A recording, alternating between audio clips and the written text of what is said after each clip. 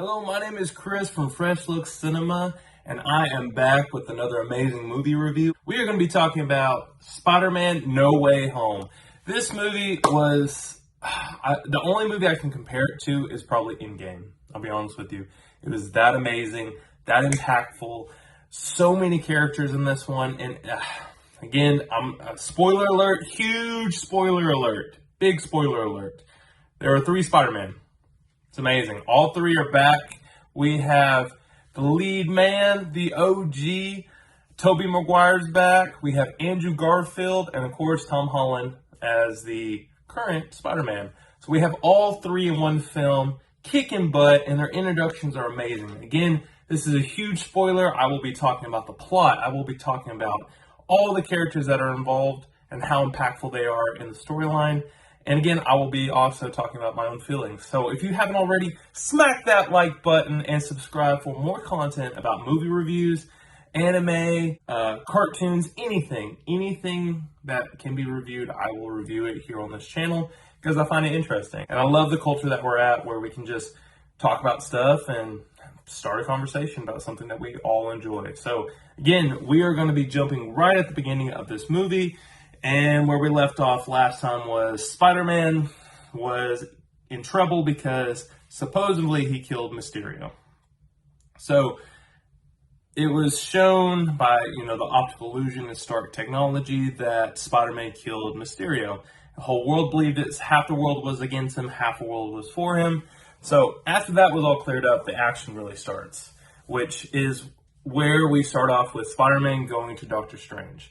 So I love this, and I really thought, seeing like the previews, the teasers, that honestly Doctor Strange was going to kind of shadow, outperform Spider-Man. That was my biggest fear. I love Doctor Strange. I love Doctor Strange as a character. I love that Benedict Cumberbatch is playing Doctor Strange. So I was afraid because I thought maybe he was going to outperform Spider-Man. But the film cleverly puts him in kind of a area where he doesn't affect anything. I'll talk about later, which was very cleverly done. So Spider-Man thinks, okay, so if I could change everyone's perspective and maybe have the whole world forget that Peter Parker Spider-Man, maybe I can return to normal, and maybe the lives that are affected will kind of pan out and be okay. Because his biggest fear right now is that neither his friends or himself got into MIT, and that was the dream college, the place that they wanted to go to because of his actions. So he wanted to rewrite these wrongs by going to Doctor Strange and seeing if he could help out. So again, any interaction with Doctor Strange is always interesting, and Wong was there. So there's kind of a back and forth between, Doctor Strange wanting to help Peter Parker, and then Wong was like, I don't want to deal with it, I'm out. So It was cool to see Doctor Strange and Peter Parker's kind of interaction because, they fought in the Avengers, they fought, in-game, so they're on equal level, and Spider-Man still calls him Sir. So it's really funny. So there's this back and forth wordplay where, calling him Steve, Sir, Doctor Strange, and it's nice to see that throughout the movie that they have this kind of wordplay game going on. So Doctor Strange, getting to the plot, Doctor Strange actually agrees to, hey, I'm going to make a spell, we're going to make it work. So he's like, come on downstairs and we're going to create a big spell to help your problem. So they all go downstairs and Doctor Strange starts, doing his magic, pouring stuff in, making his hand signs and creating this huge spell that's going to encompass the world. So Spider-Man starts having second thoughts. He's like, well, I want MJ to know who I am. So he, adds that. He's like, I want my best friends to know who I am. So he adds that. And he just keeps adding more people, making the spell more complex. And you can see the spell erupting around Doctor Strange and getting out of control and chaotic. And Peter Parker just keeps naming more people. And Doctor Strange is adding. And then Doctor Strange is had to contain it all and trap it. And he's like, listen, you can't keep changing spells to the complexity that you're speaking of. You can't. It's going to get out of control and bad things are going to happen. And that foreshadows all the events that are to come. And this one scene really shows that Peter Parker is really a young Spider-Man. he's honestly thinking about himself. Like, yes, he could make everyone forget that, you know, Peter Parker Spider-Man. That was his goal. But he also did it for selfish reasons. And I love this movie because it shows an exponential growth throughout the whole movie of Peter Parker becoming Spider-Man. He's not a little kid. He's not a school kid anymore. He's actually dealing with hard issues that are making him become a literal man. So I love this scene showing him being adolescent, being, done with his decisions, being selfish, because it really reflects the ending of the movie. And it shows a huge contrast between the Spider-Man now and the Spider-Man at the end.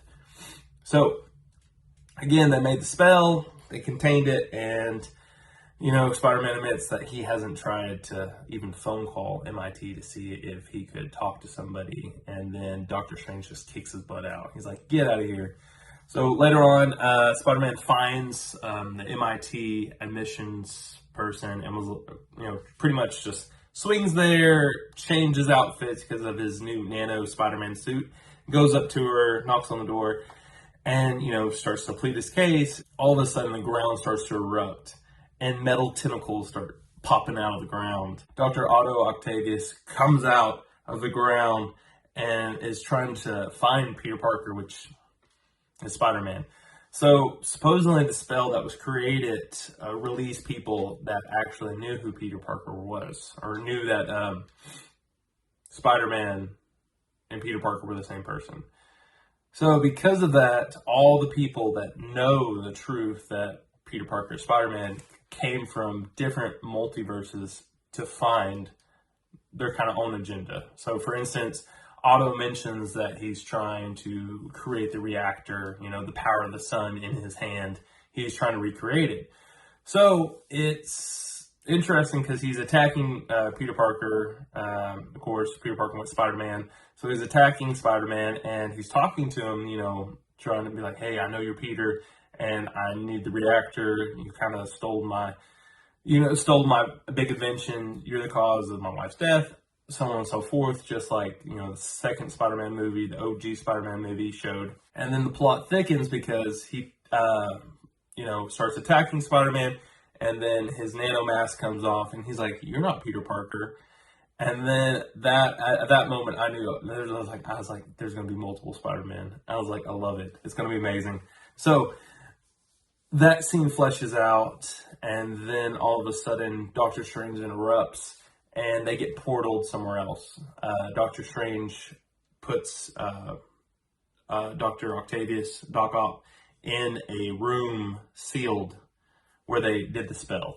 So Doctor Strange explains there are variants from the multiverse that have come because of the spell. And then Peter's job is to get all of them with this new handy-dandy hand attractor and put her into it's pretty much a teleporter. You put your hand out and you teleport all these variants to this spot so that they can stay there until they need to be returned to their own multiverse, or to their own universe, in other words. So Doctor Strange explains all this and says, hey, once they're all put away into their own little cells, we will then push this button on this box and it will send them all back to their own respective universes. So that is the huge plot. But what happens is a kind of an argument. So throughout their hunting of these variants, you see Green Goblin, Electro, you see the big lizard guy from the Andrew Garfield Spider-Man. You see all these villains just popping up everywhere.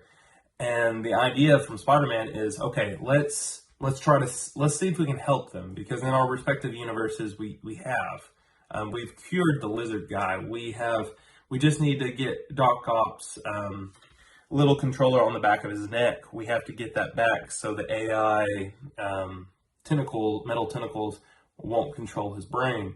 We need to help Green Goblin by coming up with a formula to reverse the effects of what he took during the first movie, the super human serum.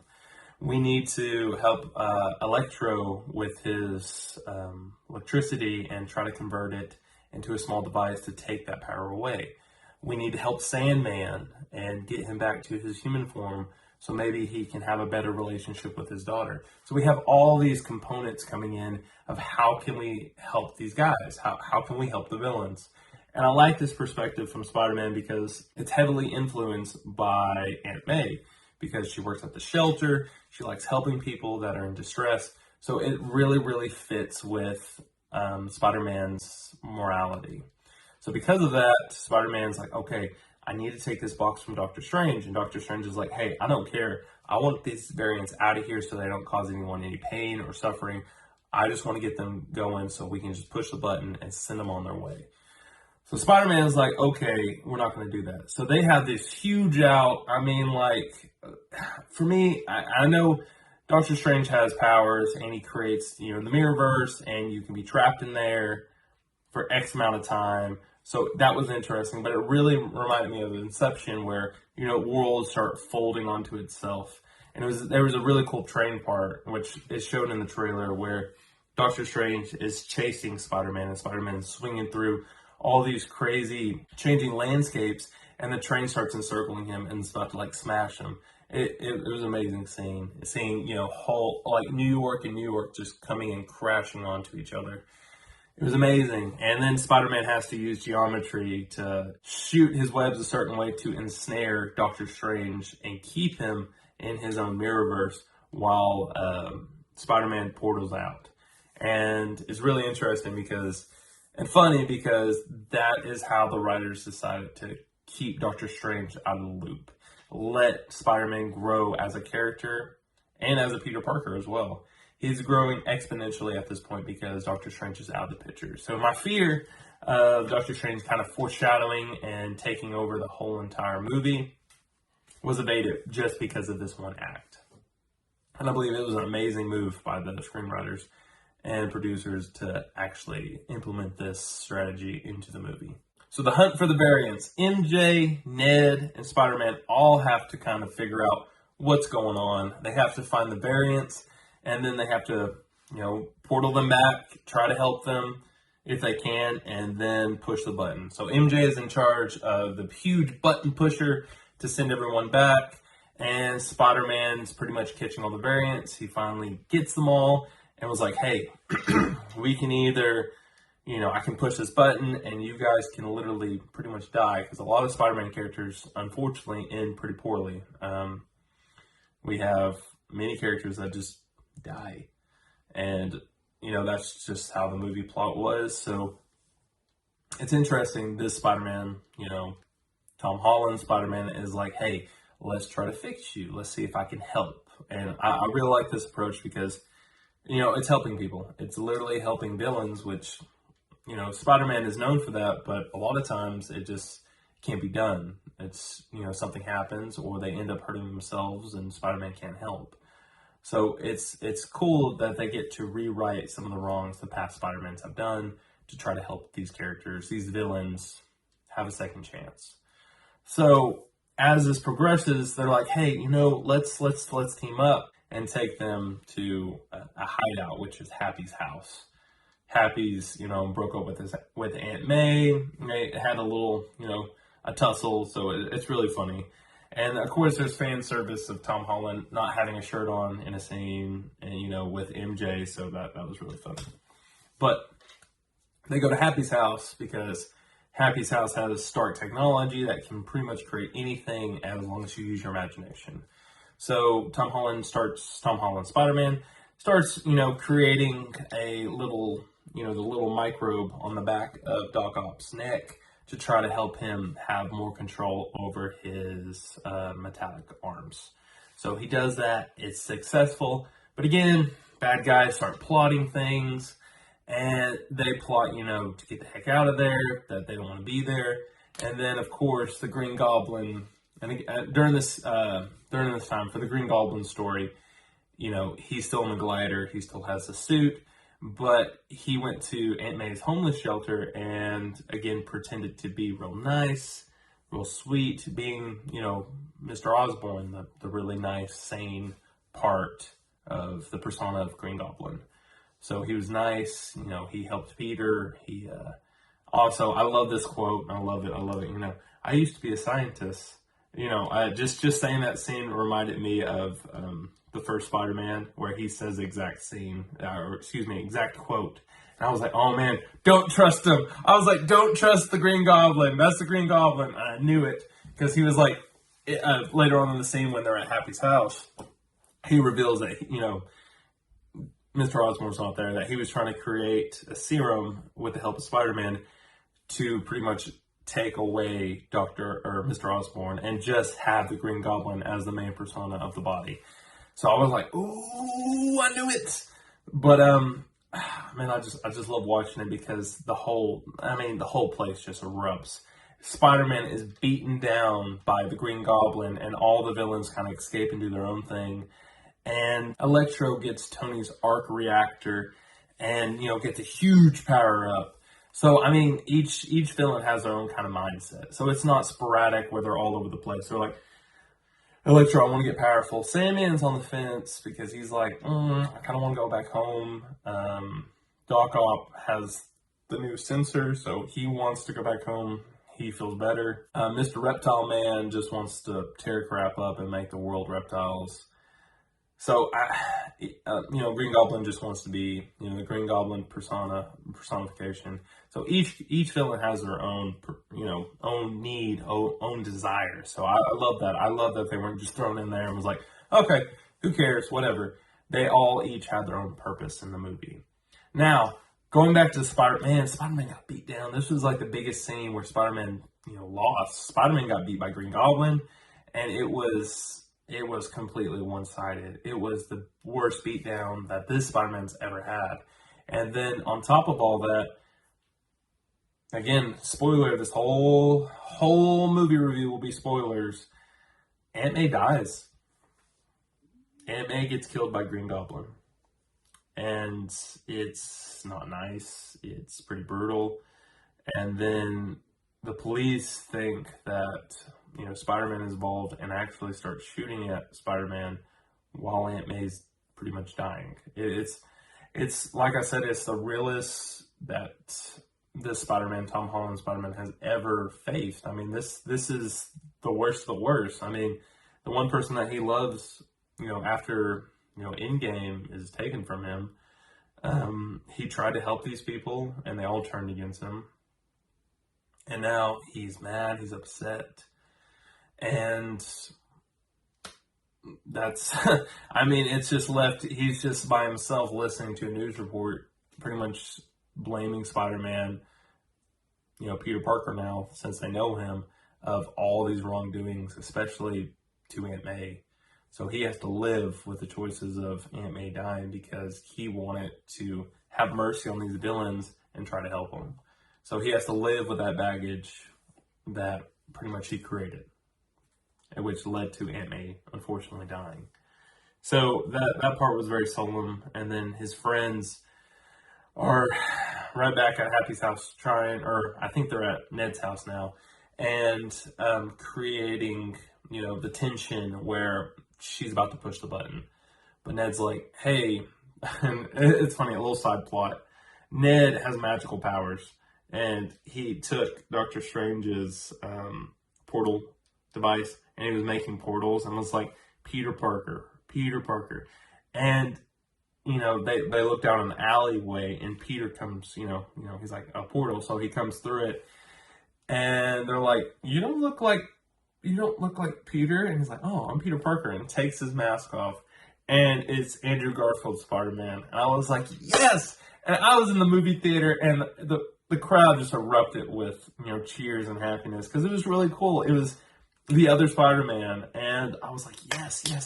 I was like, come on. And then they're like, oh, we'll try again. Peter Parker, and, normal suit, looking kind of old, but still looking like Spider-Man. Tobey Maguire walks through the portal, like the OG Spider-Man, and was like, hey guys. And I was like, what?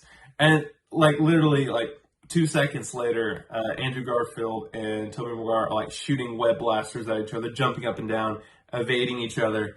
And Peter Parker, which Peter Parker?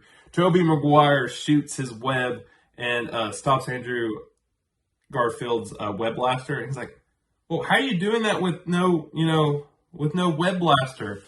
And it's just a funny scene, be like how different they are as Spider-Man and also as Peter Parker. So I was like, this is great. So Ned and MJ, go and find Tom Holland's Spider-Man and was like, hey, I'm sorry about Aunt May's, but there's some people that you need to meet. And all the Spider-Men meet. And I love these moments. And I wish there was a whole movie of all the Spider-Men just talking. Because them talking and having interactions were the best part of the movie. Best part. And I love the whole movie. Again, I compare it to Endgame. To me, they're right at each other. It was perfect. So their conversations, and I'll go over bits and pieces. I'm going over spoilers, but I want everyone to see the movie. I want you to see the interaction. So I'm not going to ruin every joke or everything that is said. But I love, each of the Spider-Man talking about their fears and talking about the biggest regrets. And they start out with, again, the OG, Tobey Maguire, talking about, him losing Ben, and then him having vengeful thoughts and actually going after Ben's shooter, him going after him having so much vengeance and hate towards him that he regrets. And then you have Andrew Garfield's Spider-Man talking about how he didn't catch Gwen, how Gwen was falling and he tried to dive down and try to catch her, but he didn't make it. She eventually, died, and it was his fault. So each of them talked about, foreshadowing the events of, Tom Holland's big fight with Green Goblin to get revenge for Aunt May. So I love how they broke this down and took it slow. They didn't rush it. They didn't pave over it. They took it slow and really had each character talk about their feelings of, being Spider-Man and balancing Peter Parker and talking to Tom Holland before the big climactic ending. So this was great. I love this interaction. And again, this is very solemn. Aunt May just died. So all of them are together and all of them are like, we're trying to get through this and we're going to get through this together. So they, and Tom Holland has the choice to push the button. He's about to, until they're like, hey, we're Spider-Man. We can't just send them back to die. We have to help them. So each of them come together in the lab and start cooking up all the things to help these villains. And it's amazing interactions, and I'll leave it at that. It's amazing interactions. They joke around, they talk, they go, hey, this happened in my universe. This is my MJ. What's your MJ? Or like, they help build each other up. And it's funny because Andrew Garfield's the one with the lowest self-esteem. So like Tobey Maguire's like building him up as a person, as a Peter Parker. It's like, hey, you're good enough, man. You got this. So it's funny. You get to see this interactions throughout the whole movie. And again, I would watch a whole movie just with them three in it and them talking in a circle because it's great. And the memes, I love how all three, again, when they meet, they're like, hey, you. Just like the Spider-Man memes is like, hey, you're Spider-Man. No, you're Spider-Man. So it's funny to see that meme being able to be on a cinematic movie. So we have that. So again, they create everything they need to help every single villain, and the big showdown comes down. All the villain, to lure all the villains there, they pick a huge. It's pretty much looks like it's the Statue of Liberty, but it has like an Avenger shield on the Statue of Liberty, which it's the Avenger universe, so why not? So they do this, and Tom Holland gets on an interview and pretty much says, hey, I try to help the villains. They turned on me, but I'm at this place. If you're looking for me, I'll be here. And then all the villains show up. The Spider-Men are ready. They hide all their devices inside the Statue of Liberty Tower, and they're ready. I mean, they are ready until it happens. So all of them, all the Spider-Man, do their own thing because that's what they do. They never usually have to use teamwork. So they all do their own thing and they get demolished. Each character gets beat up and it's bad. They have to regroup, and Tom Holland's like, hey, this isn't working. And each Spider-Man is like, no, I'm used to being by myself. I'm not used to teamwork. And Tom Holland's like, oh, I used to be on the Avengers. We used to teamwork all the time. And then each Spider-Man's like, what's the Avengers? And again, it's another throwback because, the multiverse, there's different versions of each Spider-Man in the respective universe. So it's funny that there's no Avengers in their universe, that it's just, your neighborhood Spider-Man. So I was laughing because I was like, oh, okay, so now Tom Holland's going to teach him. So yeah, Tom Holland's Spider-Man teaches them, it's like, okay, we'll do this teamwork. We'll take one at a time. We'll help them, and then we'll move on to the next one. So they have a game plan, and it works. Each one they take care of. All the characters they have taken care of one by one. And Doctor Strange comes back, and he's mad. He's about to push the button, but he's starting to see that Tom Holland's Spider-Man was correct. I mean, to help these guys, let's help these guys and send them home. And that's it. So he is with the plan, so he's kind of watching, but then he looks up and the multiverses are splitting in the sky. And it's this purple rays shooting everywhere, and he has to fix it. So he's preoccupied while he lets the Spider-Man take care of business.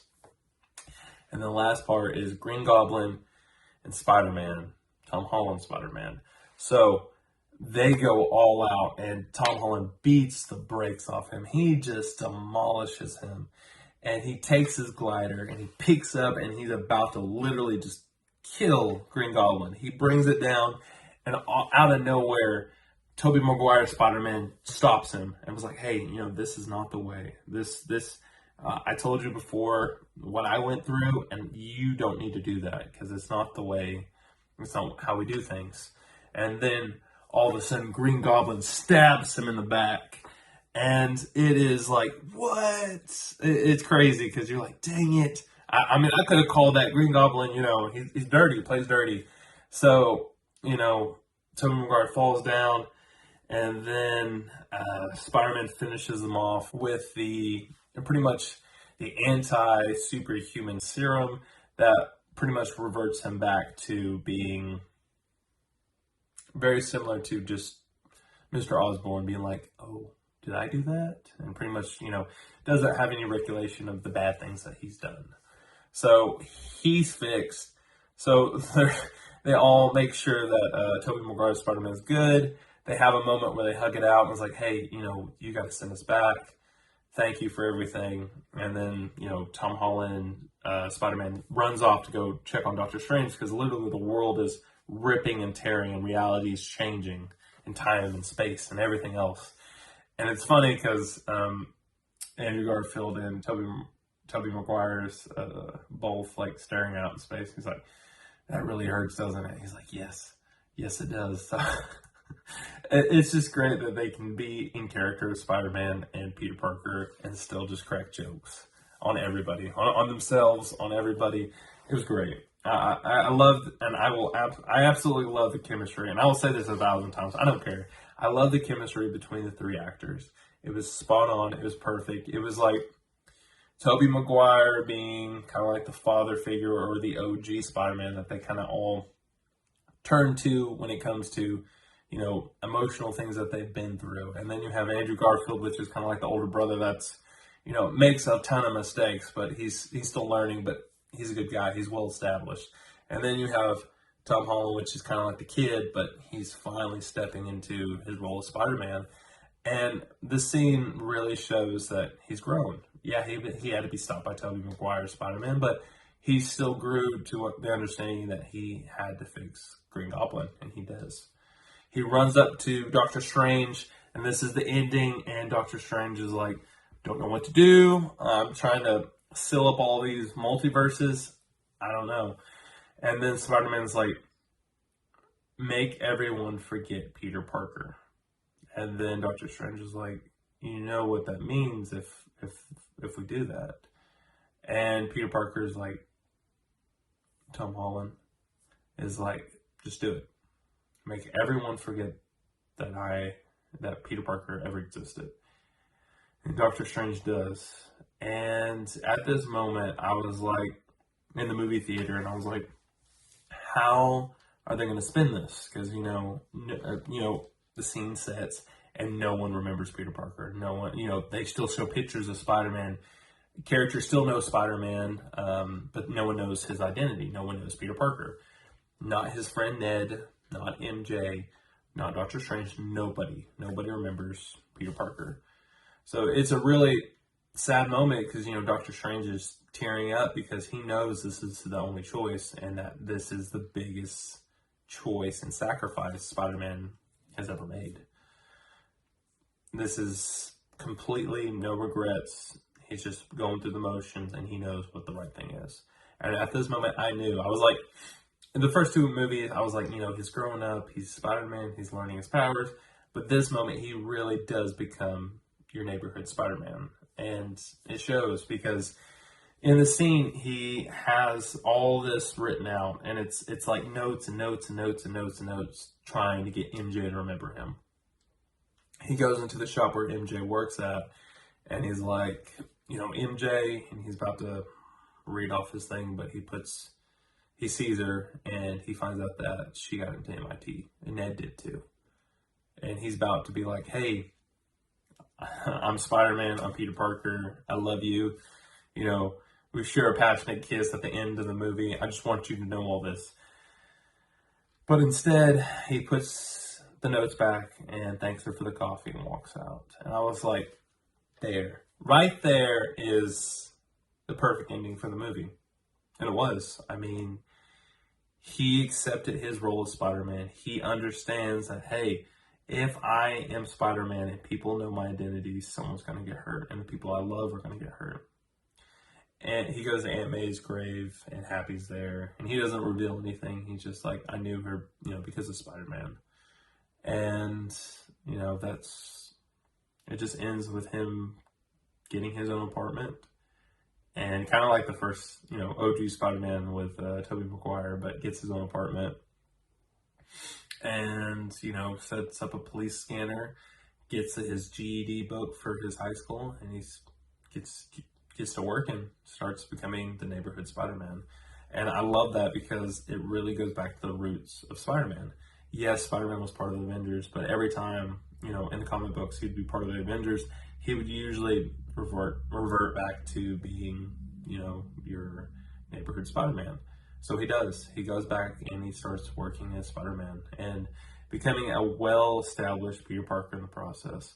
This movie was amazing and it had so much exponential growth for Tom Holland as Peter Parker and Spider-Man. It completely earned my respect as him being both those roles and being both those roles perfectly. I love the movie and I recommend this movie to anyone, even if there's spoilers. Again, I left out so many parts that were amazing and magical and cinematic masterpiece. Again, comparing this to Endgame, I would put it right next to it.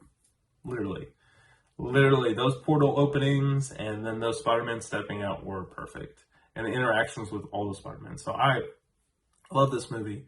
And I hope that you go see it, honestly. And I'll probably go see it again, to be honest with you, because it was that good. I love this movie. Again, if you have not smacked the like button, what are you doing? Hit that like button and subscribe for more movie reviews. And of course, some spoilers, just like here. So my name is Chris, and I am with Fresh Look Cinema, and I hope to see you again. Have a great day.